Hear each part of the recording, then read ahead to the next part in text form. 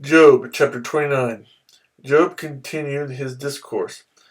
How I long for the months gone by, for when the days when God watched over me, when his lamp shone upon my head, and by his light I walked through darkness.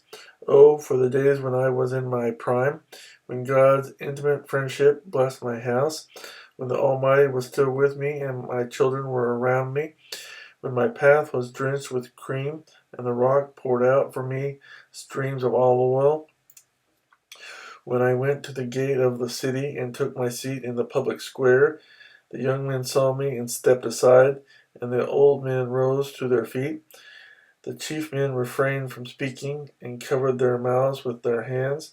The voices of the nobles were hushed, and their tongues stuck to the roof of their mouths. Whoever heard me spoke well of me, and those who saw me commended me, because I rescued the poor who cried for help, and the fatherless who had none to assist him. The man who was dying blessed me. I made the widow's heart sing. I put on righteousness as my clothing. Justice was my robe and my turban. I was eyes to the blind and feet to the lame. I was a father to the needy. I took up the case of the stranger. I broke the fangs of the wicked and snatched the victims from their teeth. I thought, I will die in my own house. My days are numerous as the grains of sand. My roots will reach to the water, and the dew will lie all night on my branches. My glory will remain fresh in me, the bow ever new in my hand. Men listened to me expectantly, waiting in silence for my counsel. After I had spoken, they spoke no more.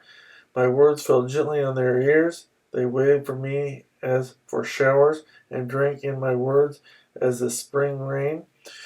When I smiled at them, they scarcely believed it. The light on my face was precious to them. I chose the way for them and sat as their chief.